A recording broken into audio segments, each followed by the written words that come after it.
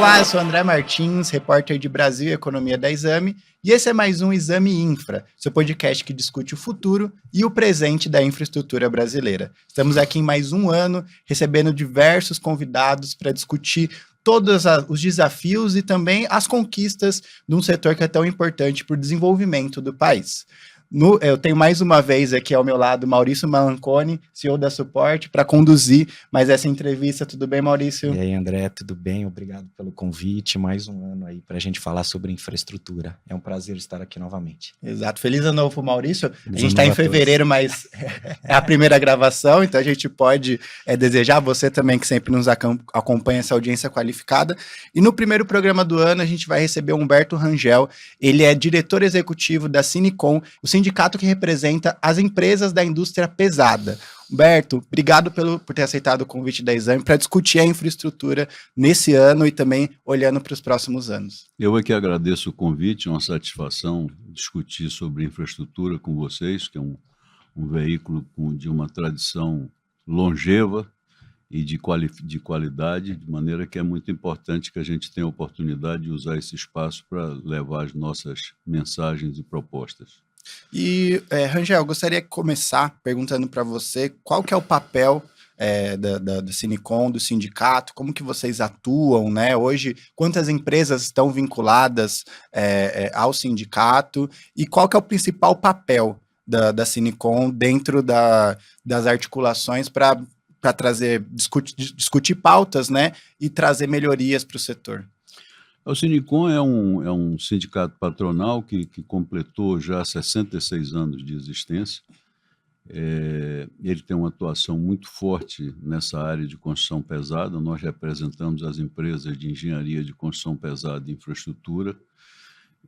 Nós temos hoje um conjunto de quase 100 associados, nós estamos nos aproximando de 100 associados, espalhados pelo Brasil, com diversas bases regionais.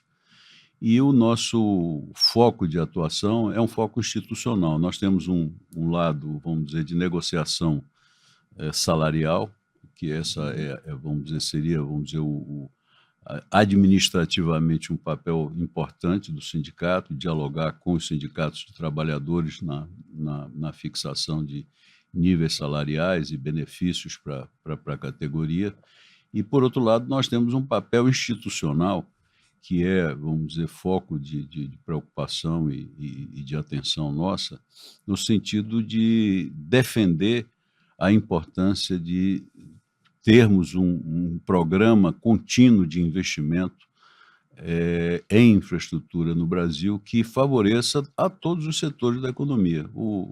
A infraestrutura é como se fosse o sistema de circulação do corpo humano. Quer dizer, nós somos parceiros de todos os setores da economia, somos veículo da atuação e da produção, do escoamento da produção, de maneira que é fundamental. A nossa tese é uma tese muito específica, mas ela, ao mesmo tempo, ela é abrangente porque ela toca todos os setores. Cada setor defende o seu quinhão, a sua participação, e, no nosso caso, esse é o nosso escopo de atuação, num ano especialmente importante, por ser um ano, vamos dizer, político, um ano onde vai haver renovação da administração federal, das administrações estaduais, das câmaras, do Senado, de maneira que é muito importante que a gente tenha oportunidade e espaço, e mais uma vez agradeço aqui a oportunidade que vocês estão nos dando para a gente levar a nossa mensagem, que é uma mensagem de preocupação com os níveis atuais de investimento que nós temos a nível de infraestrutura. Então, acho que era isso que eu queria dizer. Podemos comentar talvez um pouco mais, não sei se vocês querem fazer uma provocação específica, mas... Vamos tratar isso, Humberto, num momento mais específico. Mas, assim, perfeito. Dentro da Sinicom, vocês lançaram, está aí até contigo, o Pacto Brasil pela Infraestrutura, né? É um plano com metas até 2030. O que representa para o setor esse plano? Olha, eu acho que esse plano é um roteiro, um plano de viagem para o setor, quer dizer, para que os setores, as empresas Normalmente elas têm uma preocupação com suas agendas específicas, seus programas de crescimento, suas concorrências, a sua... E o sindicato ele procura ter uma visão mais abrangente, uma visão, vamos dizer, de setorial e de economia. Esse plano é uma convocação que nós fazemos, não só para os nossos associados, aliás, eu diria que principalmente para o público em geral, para o governo, para os representantes, para chamar a atenção para essa necessidade de investimento na área de infraestrutura. Então, basicamente, o que nós estamos querendo, e aproveitando essa oportunidade que esperamos que as discussões sejam discussões mais amadurecidas, que olhem para o desenvolvimento do país no médio e longo prazo, a gente quer perder essa visão, perder talvez não seja a melhor expressão, mas nos libertarmos de uma visão de curtíssimo prazo para fixar um horizonte, um caminho de longo prazo que seja compatível com as ambições que justamente um país como o Brasil, com a posição que tem de oitava economia, sétima, oitava economia a nível mundial, tem que ter. Nós temos que ter uma ambição. Estamos num momento de revolução tecnológica em todos os setores e nós não podemos perder o bonde. Por Sim. isso é importante essa bússola, esse roteiro, esse plano de viagem, e nada mais oportuno do que colocar ele em discussão nesse momento em que essa renovação política vai forçar a uma visão de longo prazo. O Brasil já aprendeu a planejar a infraestrutura como política de Estado? Eu acho que o Brasil talvez já tenha sido melhor no planejamento, né, do que é hoje, né, com todo respeito pelo trabalho que está sendo retomado. O Ministério do Planejamento tem feito um trabalho excepcional. Nós chegamos até um momento em que o Ministério do Planejamento simplesmente deixou de existir, passou a ser um complemento do Ministério da Economia numa visão, dizer, muito de livre mercado, de redução do escopo de atuação do Estado. E hoje o que a gente vê é uma retomada. O Ministério está, vamos dizer, em vias de divulgar um trabalho de planejamento que tem um horizonte de 2050. Mas, quando a gente olha para trás, a gente tem muita coisa para se orgulhar também, né? O Brasil teve essa visão, já é clássico, né? A referência, sobretudo ao governo constitucional do Getúlio Vargas, na década de 50, quando ele montou uma assessoria econômica da maior qualidade, com a participação de um baiano ilustre, que eu tive a satisfação de conhecer ainda em vida, o Dr. Rômulo Almeida, mas não foi só Rômulo Almeida, foi Inácio Rangel, foram Paiva, vários intelectuais a serviço do Estado, e que conceberam instrumentos que foram decisivos na primeira arrancada de industrialização do Brasil, a mais efetiva, na década de 50, e que depois se desdobrou o governo de Juscelino, essa coisa toda. Nós tivemos um período onde o planejamento, né, era central, era uma coisa que estava no dia a dia das pessoas, né? Então, criamos a Eletrobras, criamos a Petrobras, né, que na época foi objeto de muita disputa, mas hoje nós temos um setor petróleo que eu não tenho dúvida que ele existe em função dessa decisão que se tomou lá atrás, né? Criamos uma competência específica, criamos um projeto nacional, porque se você abre o país naquele momento, né, para a gente até justificar o porquê do planejamento, você abre o país para a atuação das empresas de petróleo que já eram sólidas naquele tempo, as internacionais, me refiro, você colocaria as reservas de petróleo e a sua capacidade de exploração dentro dos programas de desenvolvimento dessas empresas, que vão contemplar oportunidades no Oriente Médio, oportunidades na Europa, no Mar do Norte. E quando você criou uma empresa cujo escopo específico é olhar para as reservas e para as potencialidades do Brasil. E hoje a gente vive um momento, inclusive, você pega o petróleo, hoje é o item número 1 da pauta de exportação nossa. Aproveitando esse ponto de exportação, Rangel, aqui, aproveitando a colinha do pacto, entre os itens citados como uma possibilidade de aprimorar o ambiente de negócio, vocês citam o PL de crédito à exportação de bens e serviços, que é uma discussão que está sendo feita no Congresso. Eu queria entender a expectativa de vocês para o avanço ou não desse projeto e também quais seriam os benefícios para o setor se esse projeto for aprovado. Nós temos confiança de que ele será aprovado e eu gosto sempre de fazer referências históricas, né? Até pela minha idade, como eu já vi muito filme, então eu fico um pouco querendo falar de trajetória, né? O Brasil, no final da década de 70, passou a ter uma preocupação muito forte. Eu me lembro que os governos militares tinham como ponto central o estímulo à exportação. Me lembro de um slogan que dizia: exportar é o que importa, que era um slogan que valia para diversos setores e foi válido também para a área de exportação de engenharia. O Brasil começou até de uma forma... O primeiro registro que eu tenho de participação de empresa de engenharia brasileira no exterior foi uma oportunidade específica que decorreu da projeção internacional do Oscar Niemeyer. O Oscar Niemeyer tinha uma relação de profissional com a Argélia, na época, e foi convidado pelos argelinos para fazer projetos lá, se não me engano, a universidade lá de Argel, e ele, com aqueles projetos ousados dele, levou o projeto para lá, e os europeus, os argelinos com a vinculação tradicional com os europeus, franceses sobretudo, né, quando viram aquele projeto, começaram a fazer uma série de questionamentos e dúvidas, e isso e aquilo. Ele disse: não se preocupem não, que eu vou trazer uma empresa brasileira, e trouxe uma empresa brasileira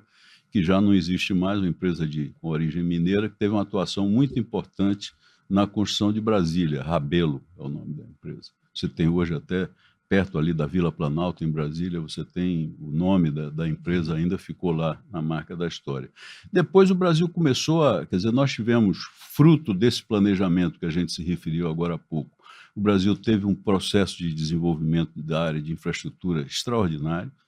O setor elétrico, por exemplo, investimento em barragens, até a condição natural nossa favorável, levou a uma construção contínua de uma série de desenvolvimento hidrelétrico no país, e não só, e ferrovias, e rodovias, e a capacidade da engenharia brasileira foi crescendo, e associada com essa política de governo, nós começamos, no fim dos anos 70, uma trajetória que se prolongou até 2014, 2015. Essa trajetória ela continua, só que nesse período ela foi num crescendo contínuo. E a partir de 2015, com a retirada dos mecanismos de incentivo, o mercado passou a ser disputado de uma forma diferente, inclusive com empresas brasileiras até vestindo o chapéu de ou sueco ou espanhol ou de outras empresas para buscar pequenos financiamentos que fossem acessíveis para uma empresa que nitidamente não era nacional do país de origem, mas cujo projeto interessava esse governo. E assim você teve uma manutenção das empresas que trabalham lá, além de você ter também situações em que o mercado contratante de infraestrutura às vezes trabalha com recursos próprios.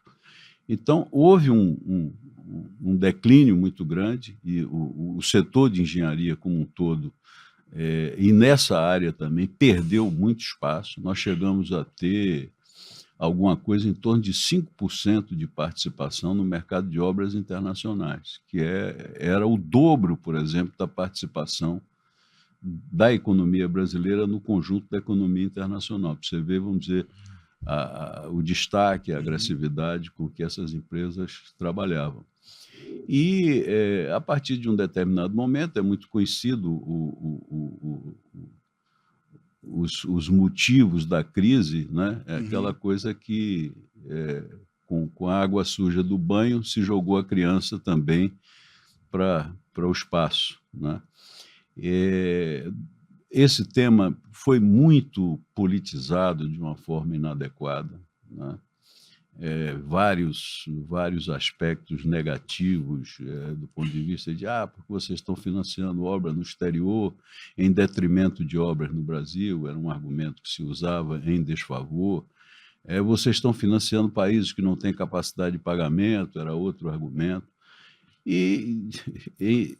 O que se precisa discutir é o aperfeiçoamento dos mecanismos institucionais de controle para que o instrumento continue exercendo. Só para, vamos dizer, pontuar, o primeiro argumento de que você está transferindo recursos do Brasil para o exterior é uma falácia. Não há transferência de $1 sequer. O Brasil nunca financiou gastos locais de projetos de engenharia no exterior. O Brasil financia a sua participação e financia a sua participação em moeda nacional. Em certo sentido, você tem até uma contratação de moeda forte quando você faz os projetos, normalmente são todos eles financiados e repagos em dólar.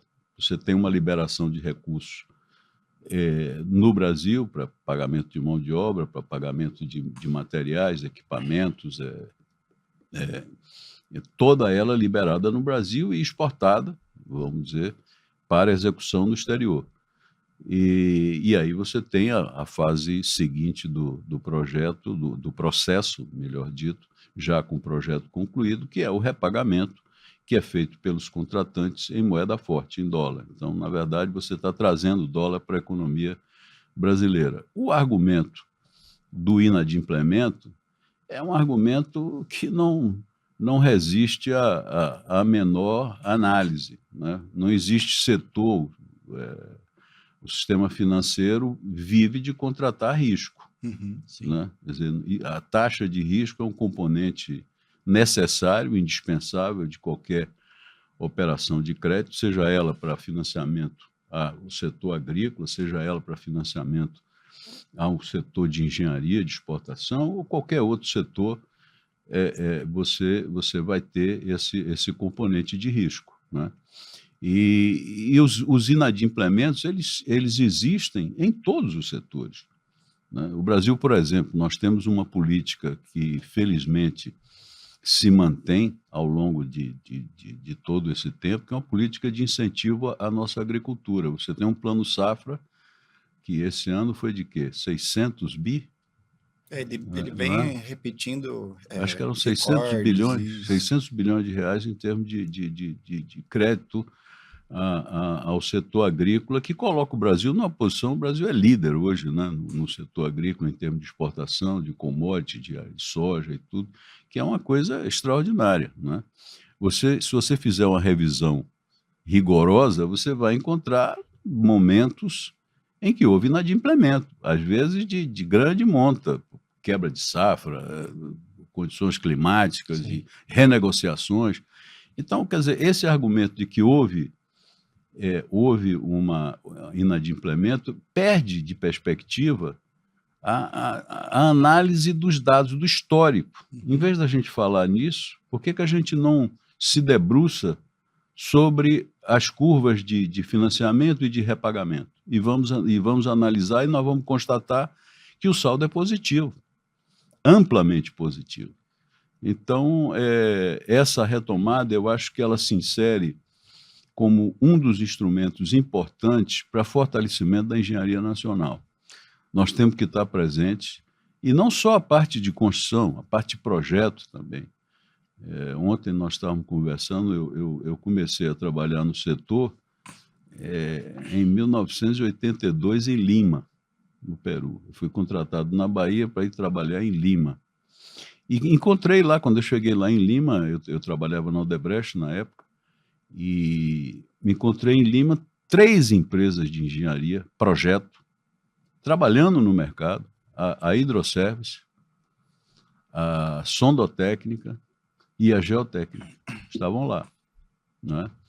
E isso, eu estou falando da minha memória histórica, mas a partir daí você tem várias empresas de engenharia, de maneira que a preservação da capacidade nossa de de construir, de desenvolver a engenharia, ela é, eu acho que até prescinde de maior argumento de defesa, é clara. E nós temos que ter uma engenharia brasileira sem nenhuma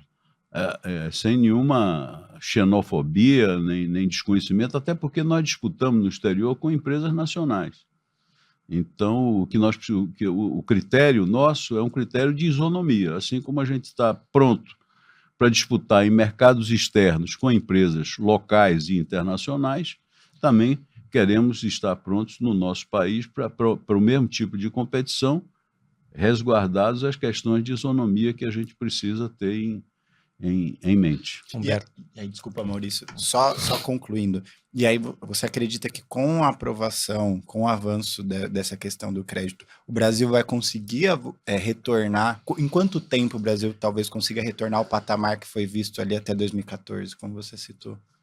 Olha, é difícil a gente fazer uma futurologia dessa natureza, né? Eu não quero arriscar aqui, em 5 anos, em 10 anos, eu não sei exatamente, mas a capacidade de competir da engenharia brasileira, ela é testada, né? Quer dizer, como eu mostrei para você, nós temos um processo que não foi um processo de 1 ano, de 2 anos, é um processo que começa no fim da década de 70 e se estende até os dias de hoje, eu diria. A presença das empresas de engenharia no Brasil, sem o incentivo necessário, ela continua existindo. Essa retomada, ela vai depender muito de situações específicas de mercado, né? Você tem países, por exemplo, que em determinados momentos passam por uma situação positiva, favorável, e começam a investir mais intensamente em infraestrutura. Eu já vi isso em vários lugares, né? Depois você tem, às vezes, situações mais... Hoje você tem alguns países que são exportadores de petróleo, por exemplo, aqui na África você tem alguns, já tiveram situações melhores do que tem hoje, né? Mas isso é cíclico, né? Quer dizer, o importante é você estar competindo, você estar presente, e acho que a retomada vai se dar naturalmente. Humberto, se o Brasil não fortalecer a sua capacidade de execução, as suas empresas, existe o risco do país se tornar um grande elaborador de projetos para terceiros executarem? Eu acho que o risco é até maior, né?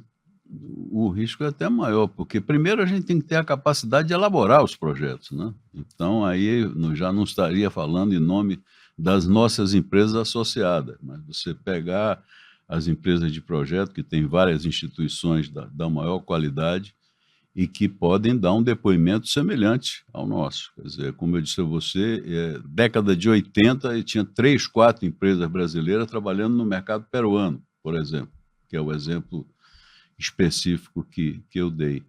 Eu acho que não existe um país forte, um país da dimensão do Brasil, não pode abrir mão da sua engenharia. É impensável, né? É impensável. Você não pode, como você não pode abrir mão da sua medicina, quer dizer, nós temos que ter capacitação técnica, nós temos que ter qualidade para desenvolver projetos e executar projetos. E essa capacitação existe. O que ela precisa é ser olhada com cuidado. Agora, pouco antes dessa conversa formal nossa, nós estávamos aqui falando sobre a questão da engenharia, da formação dos engenheiros. De obra, né? Nós hoje vivemos um momento em que é preciso atenção. As autoridades, os empresários já estão levantando, estudando e dialogando sobre essa situação de escassez de mão de obra na área de engenharia, mas isso está a demandar, vamos dizer, um esforço nacional mesmo. Você tem que juntar os CONFEAs, os sindicatos, as universidades, o Ministério da Educação, porque é uma reversão que nós precisamos fazer. Nós não podemos aceitar um quadro atual que é um quadro de declínio, de desprestígio de uma área tão fundamental como é a engenharia, de modo geral, e em específico na área de infraestrutura, né? E Rangel, a gente estava até falando, né, os dados aproximados que o Brasil forma 40 mil engenheiros por ano, né? Grandes economias como a China estão formando 500 mil, né? Enfim, e eles estão avançando muito em projetos de infraestrutura. Queria entender, você falou que a Cinicom está trabalhando em conjunto com outros atores. Como que você vê quais seriam as soluções que vocês estão conversando? A gente recebeu muitos executivos aqui que estão dentro de casa mesmo, fazendo a formação, né, contratando ali, mas até alguma coisa que você conversou, o próprio mercado financeiro acaba atraindo esse profissional. Então, como criar esse ambiente em conjunto, tanto do setor privado quanto do setor público, pensando em políticas públicas para se formar mais engenheiros, ainda mais que a gente está num ciclo de muito investimento para os próximos anos, né? Então, precisa desse profissional. Eu acho que, como tudo na vida, você começa com o diagnóstico, né? Nós hoje temos um diagnóstico feito de que tem uma luz amarela que está acesa, né? Nenhum setor desses que nós comentamos vai ser capaz de resolver por si próprio. Quer dizer, o Cinicom não vai dar uma solução para isso, embora represente um contingente de empresas que são grandes empregadores, talvez os principais, talvez não são os principais empregadores da categoria de engenheiros no país. Mas você precisa de uma articulação. Primeiro isso, feito o diagnóstico com a consciência nacional. Sim. Tá certo? Quer dizer, nós temos que... Este é um problema, né? A gente não vê, por exemplo, você pega as discussões no Congresso, na imprensa, você raramente vê espaço para essa discussão. Quando você vê, por exemplo, hoje de tarde, inclusive, eu vou participar, junto com a ANEOR e com a ABDIB, de um comitê de infraestrutura, onde nós debatemos algumas questões do setor. Dentre elas, existe um subgrupo, um comitê específico, que trata da questão da escassez de mão de obra. Nós estamos trabalhando, estamos em meio a um processo de elaboração desse diagnóstico e da apresentação de soluções. Mas eu não tenho dúvida que é um trabalho, a exemplo do que é esse trabalho aqui do Pacto, é um trabalho até político, num certo sentido, sem querer entrar na política partidária, mas de você levantar, despertar a consciência, colocar isso nos diversos ambientes para uma reversão.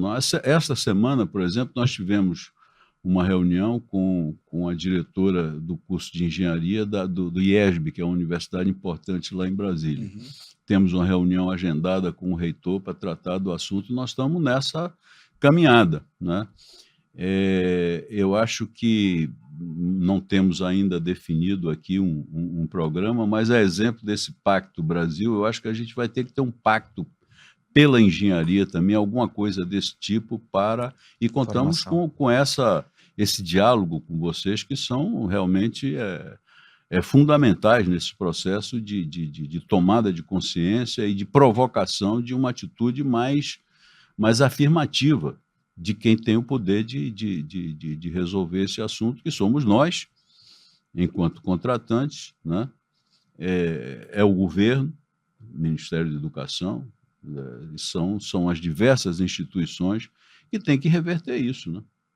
Tem que haver uma reversão, e tem que... o Brasil não pode, vamos dizer, encarar com naturalidade uma tendência de declínio na formação de engenheiro. Isso não é algo aceitável, é algo que... Sinal de alerta. É um sinal de alerta, eu acho que é.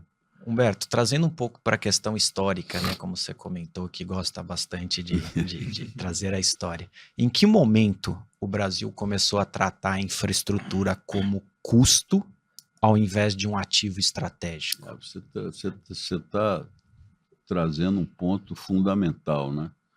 Você está trazendo um ponto extremamente importante.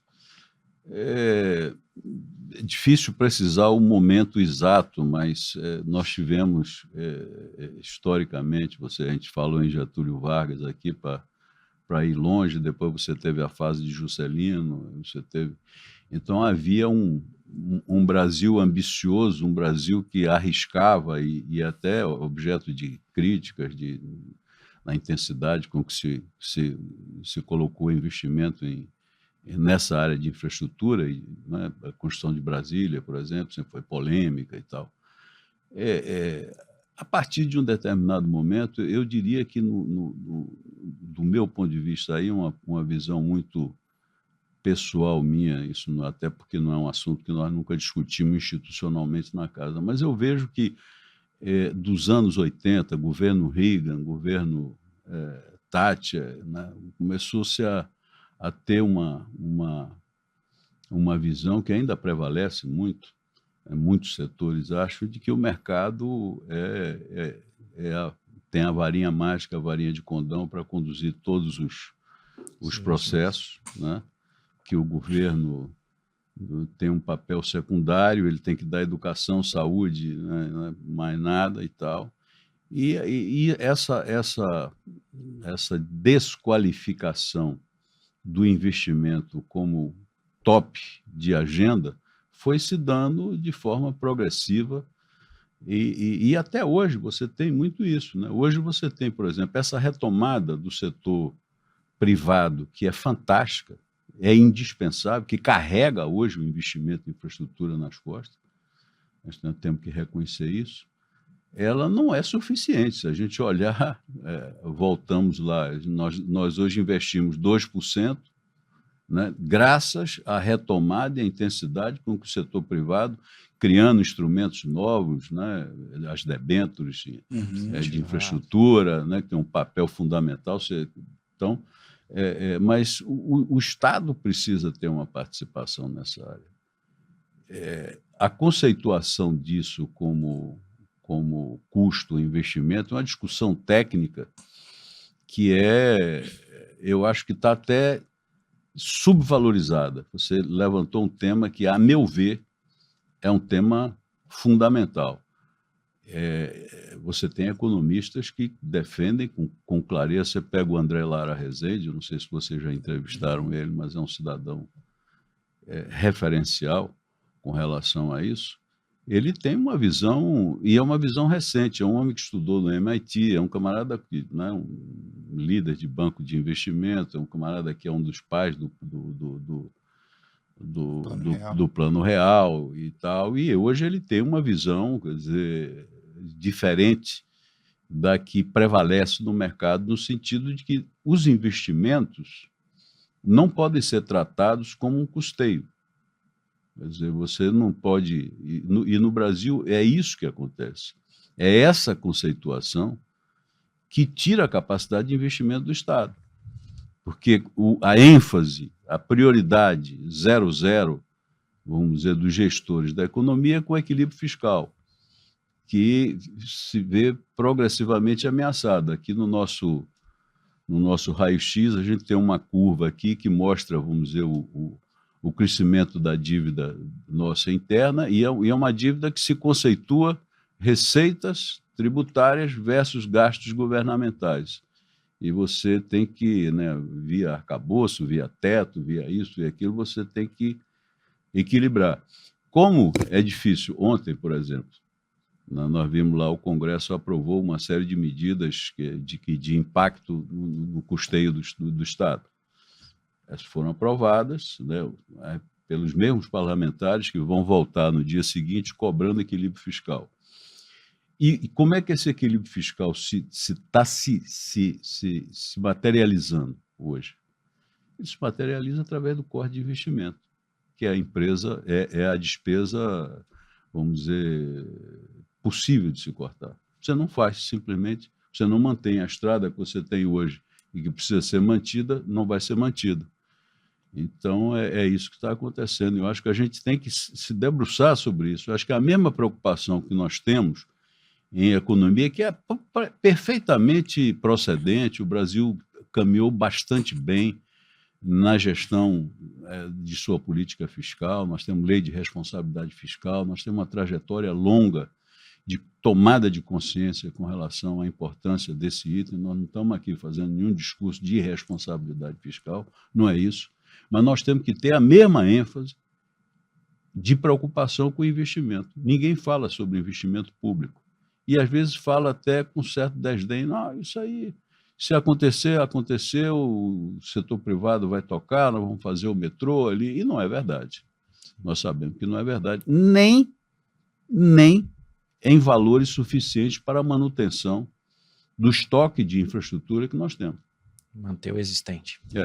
E até a gente citando, né, muitos projetos hoje, esses grandes projetos que a gente tem aqui, até aqui em São Paulo, são PPPs, né? Então, tem o privado, mas também tem o Estado. Exatamente. Porque é um belo mix, né? Sim. É um belo mix, porque você agrega a competência gerencial do setor privado, a responsabilidade incontornável que o setor privado tem com o resultado, né? Ele não pode se dar o luxo de fazer investimentos, porque senão ele desaparece, ele deixa de existir, com a capacidade do Estado de bancar e viabilizar infraestruturas que são fundamentais para o desenvolvimento do país. Né?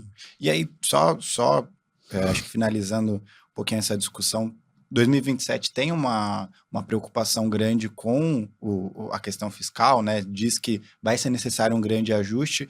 Como dentro do sindicato, até com outras associações, com o próprio poder público, né? Com que vocês têm articulação e contato, como se vê para que o Brasil, mesmo com esse desafio, ele consiga retomar os investimentos, né? É uma conversa que já acontece, que a gente vai ter uma mudança, mas principalmente no legislativo, a perspectiva é que alguns atores que ali estão vão continuar. Então, como estão as conversas para que o Brasil consiga voltar, ter também, além do investimento privado, que inclusive no ano passado, dos 280 bi, mais do que acho que 60%, 70% foi investimento privado, como também aumentar o investimento público para a gente conseguir chegar no famoso 4%. Eu acho que a discussão, nada é mais importante em termos de política econômica do que a discussão do orçamento. Uhum. Né? O orçamento é a peça central de toda a discussão macroeconômica que se faz no país. Nós estamos diante de uma situação, nós falamos agora há pouco, de mudança tecnológica radical. Né? A gente vê isso, vocês aqui no setor de vocês veem isso no dia a dia, todos nós vemos na área da medicina, na área da engenharia, em todas as áreas. Eu acho que na área de governo, a minha impressão, já existe um trabalho nesse sentido, mas eu não vejo uma preocupação mais aprofundada. Eu acho que as discussões teriam que ser bem aprofundadas para que o gasto público se dê com eficiência. Né? A gente sabe das dificuldades. O setor público, notoriamente, tem uma série de corporações fortíssimas. Né? Você pega o judiciário, você pega o próprio parlamento. Ontem deu exemplo disso, de preocupação com os quadros técnicos, que são de excelente qualidade, todos nós sabemos, precisam ser remunerados, precisam ter estímulo para, não migrarem para outro setor, para o setor privado. Mas você tem que ter uma discussão muito técnica, muito focada em como você dá eficiência máxima a isso. Essa é uma discussão que não é permanente. Né? Orçamento, cada ano você tem um orçamento, você não vai ter um momento mágico de retomada, mas você tem que ter um momento de afirmação disso. Eu espero que esse processo eleitoral ele traga essa discussão mais substanciosa para a mesa. E o papel que nós vamos desenvolver é levantar as teses que interessam ao nosso setor. E queremos que essa oportunidade coloque os nossos temas no topo da agenda, tão alto quanto possível. Eu acho que é por aí. Humberto, a gente tem visto, né? A gente tem dito aqui o pico de leilões, o pico de investimento, uma preocupação com essa questão do próximo, né? Da próxima dor que a gente acredita que esteja aí na capacidade de executar diante da baixa mão de obra. Mas dentro desse cenário, né? Onde a iniciativa privada aumenta o seu investimento ano a ano e o público não está vindo junto diante das restrições orçamentárias para tal, o sindicato vislumbra só o privado conseguir chegar nos 4% de investimento? Eu creio que não é possível. Não acredito. Seria você dobrar o investimento privado eu não vejo. Você tem uma série de projetos de saneamento, né? Você tem alguns que são rentáveis, outros que não são rentáveis, alguns que podem ser feitos com concessões, outros que não podem ser, mas você dobrar não é pouca coisa. Você sair do patamar de 280 para 580 é aquela coisa. Para uma economia como a brasileira, não deveria ser tão desafiante quanto é. Mas, no final das contas, quando você coloca esse desafio em meio a todos os demais, de conter a inflação, de manter a economia sob controle, de você ter um gasto público controlado, ter toda essa discussão que existe por aí, os setores, por exemplo, cada setor vai defender os seus ativos, as suas políticas, não é fácil. Eu não vejo possibilidade de que o setor privado possa responder por tudo. Ele pode crescer? Pode, né? É uma coisa que a própria experiência nossa vai dar, mas se você olhar a nível internacional, isso é uma constante. Assim, em todos os processos de, por exemplo, transporte urbano, metrô, ele é rentável? Em que lugar do mundo? Né? Eu outro dia vi um exemplo, agora estou me escapando o país. Acho que não foi um país, foi Hong Kong. Parece que Hong Kong é o único lugar do mundo onde o metrô é rentável. Por quê?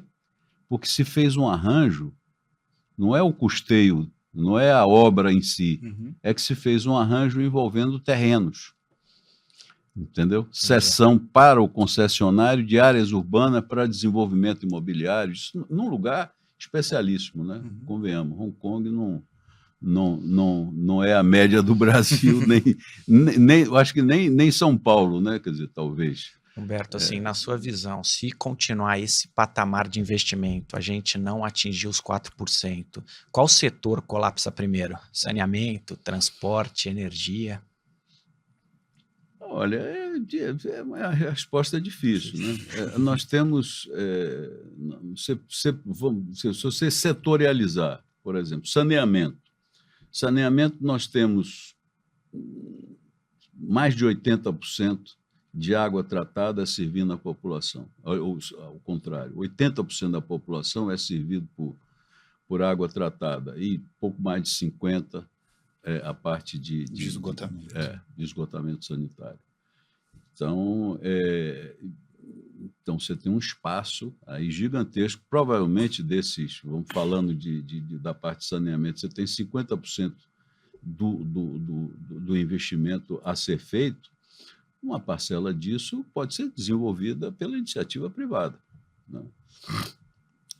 Outra não. Né? Outra não. Então, você tem que ter essa capacidade.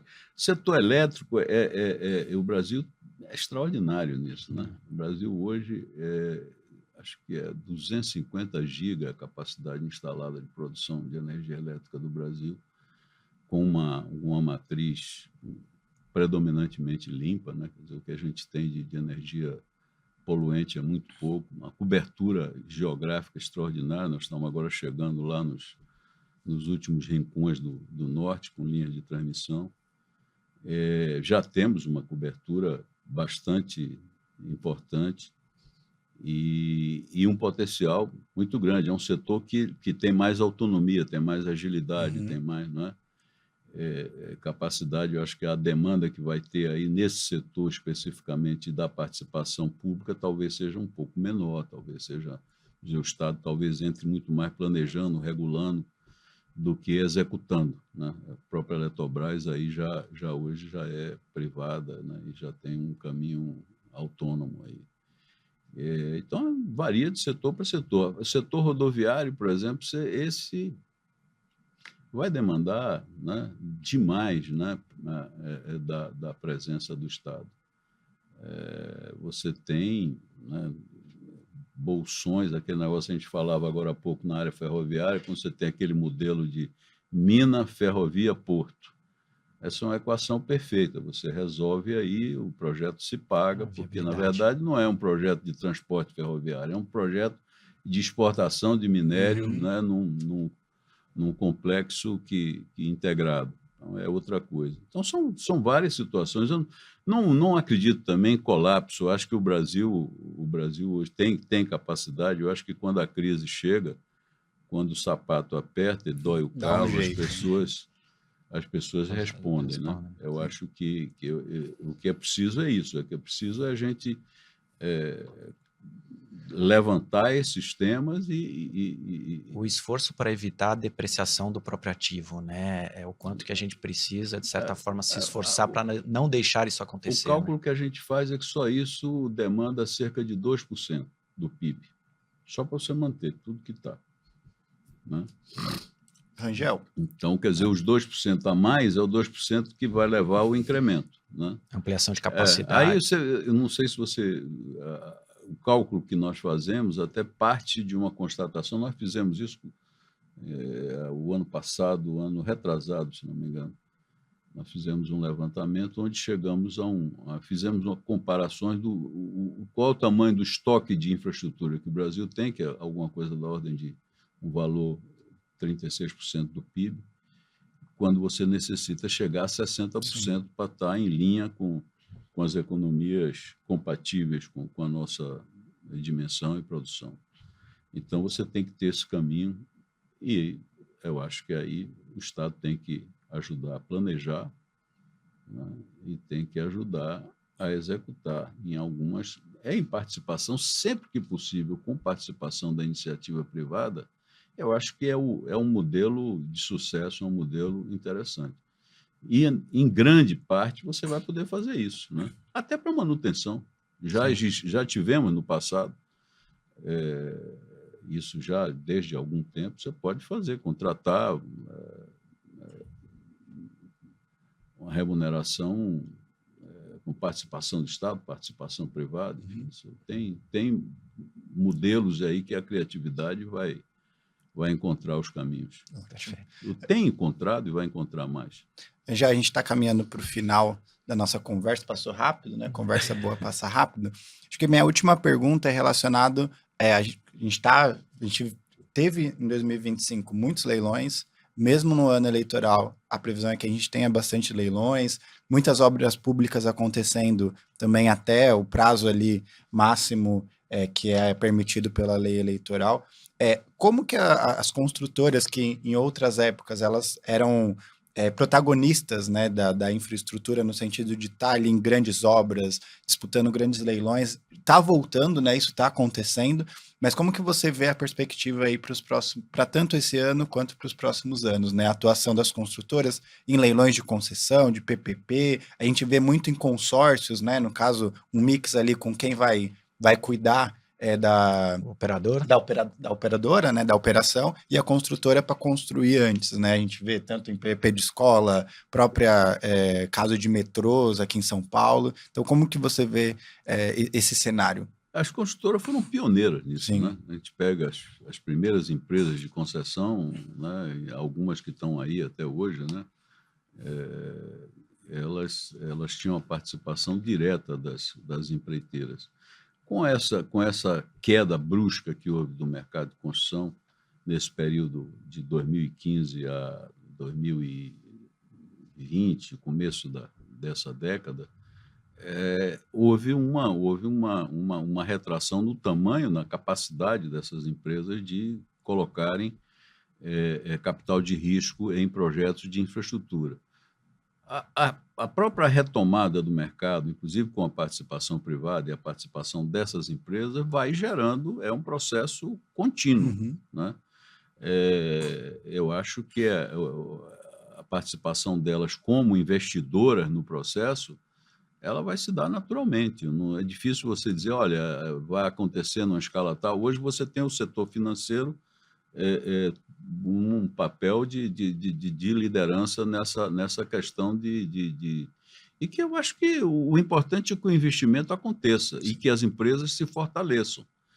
Qual é o negócio que ela vai? Você vê essas empresas de engenharia, se você for olhar para o passado, essas empresas, inclusive, investiram em outros setores. Sim. Né?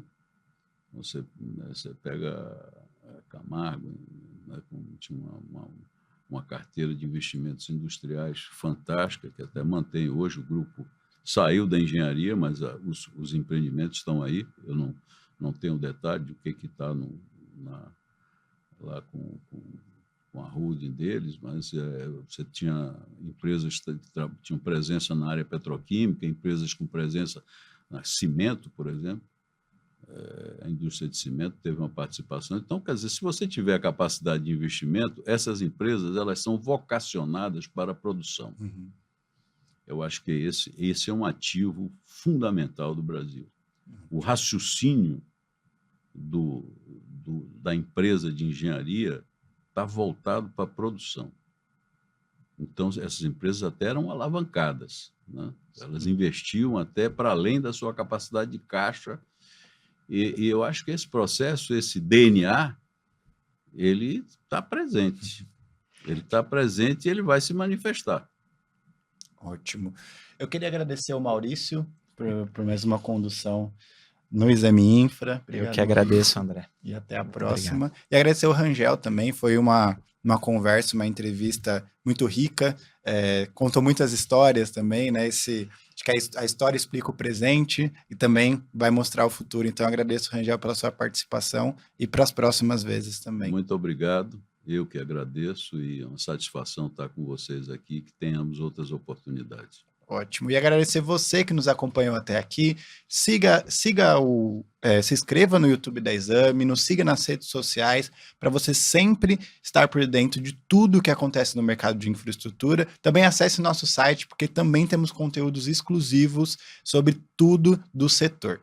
Agradeço e até mais.